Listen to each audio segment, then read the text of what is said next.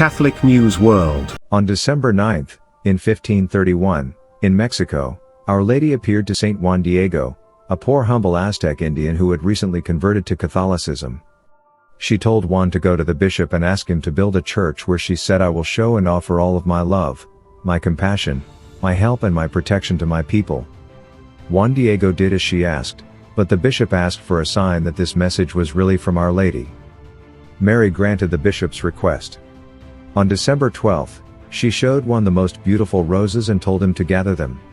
It was a miracle that the roses were there and in bloom because there was frost on the ground, and the ground was a desert place where only cactus grew. After he gathered them, she helped arrange them in his tilma, or poncho, and told him to show them to the bishop. When he brought them to the bishop was amazed at the roses, but was even more amazed at what began to happen to Juan Diego's tilma. In front of their eyes, the image of Our Lady began to form on the cloth. The picture of Mary was beautiful and the bishop fell to his knees. He had the church built at her request. The tilma is still intact after almost 500 years. The colors have not faded and the cloth has not deteriorated. It has been on display in the Basilica of Our Lady of Guadalupe for all this time. The manner in which Our Lady appeared on the tilma was very significant to the Aztec Indians. God had her dressed in a way that was recognizable to them. She was dressed in royal clothes that showed that she was very important. She also had the symbol of the cross at her neck, which was the same symbol the Spaniards had on their ships and in the churches they built.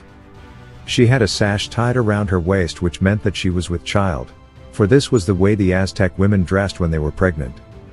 And on her beautiful dress were all sorts of designs and flowers. But there was one flower on her dress that was very significant. It had only 4 petals. To the Aztecs, the 4-petal flower was the symbol for the true God, the God above all gods.